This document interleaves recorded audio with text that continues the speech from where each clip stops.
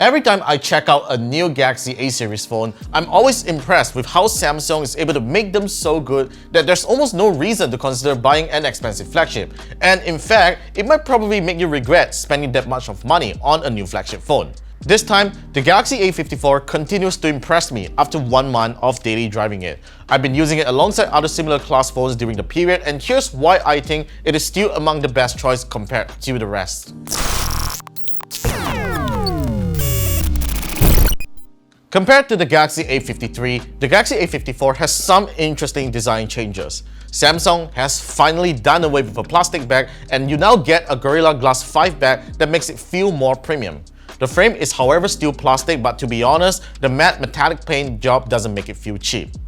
Despite the improved build quality, the Galaxy A54 gets a smaller 6.4-inch display as compared to 6.5-inch on the previous model. It is absolutely dwarfed by the competition, as most of them come with much larger displays. But to be honest, I really don't find it an issue, as this is one of the best AMOLED displays that can reach a peak 1000 nits brightness and refreshes at 120Hz. And having a small display size makes it easier to hold with one hand. On top of that, the Galaxy A54 continues to be IP67 dust and water resistant, which is an important lifestyle feature that its competition still doesn't offer.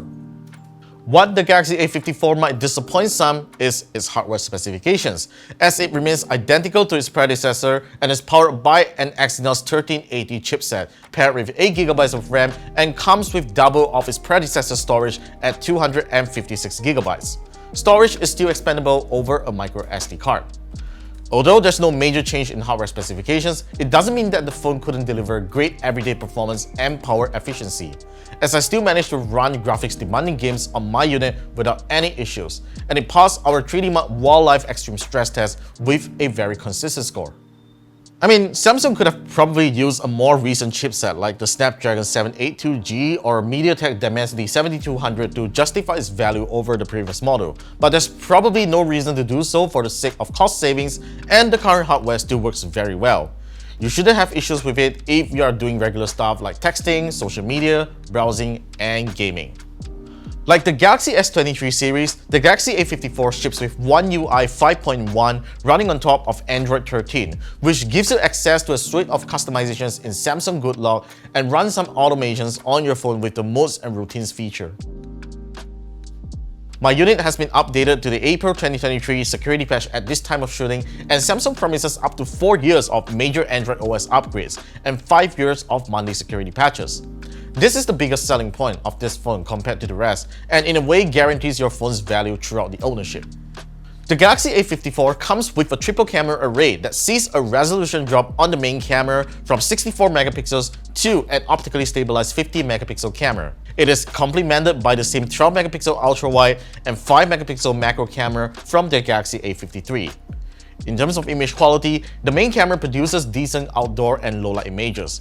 I'm glad the colors are naturally saturated, while details is retained well in low light with low noise levels. The ultra-wide camera is also one of the best that I've seen on phones this year, with a really wide field of view and works decent too in low light conditions. For selfies, the same 32 megapixel camera from the Galaxy A53 takes on the job, which I generally have no issues with the image quality, since it can naturally beautify my imperfect facial features without making it look too much like a K-pop star. The main and ultra-wide cameras are capable of taking 4K videos at 30 FPS, and you can switch between them when shooting. This is one thing that none of the Galaxy A54's competition can do. Video quality is decent for an upper mid-range phone, where I find it very reliable as a vlogging camera. Also, the front camera supports the same video resolution as the rear. It totally shames some expensive flagships that only shows 1080p at 60 frames per second.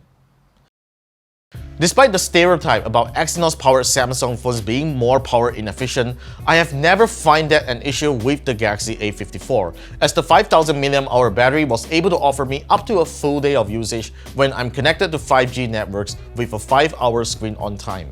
It goes up to 2 days effortlessly if I'm not having a busy week, but the only bummer here is the 25-watt charging input, which honestly feels really slow when I've gotten so used to charging speeds that's 4 times the wattage. But exercise some patience, the Galaxy A54's battery will be fully charged in less than 90 minutes from a dead battery. Overall, the Galaxy A54 is an excellent device with very little compromises, and I dare say the experience is very close to the Galaxy S23 in several aspects.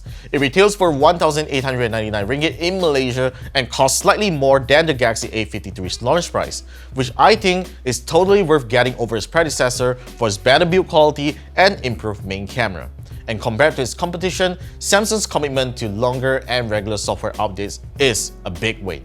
So yeah, that's all for my thoughts on the Galaxy A54. Let me know what you guys think in the comments down below, and be sure to subscribe to our channel for more videos coming right up, and I'll see you guys in the next one.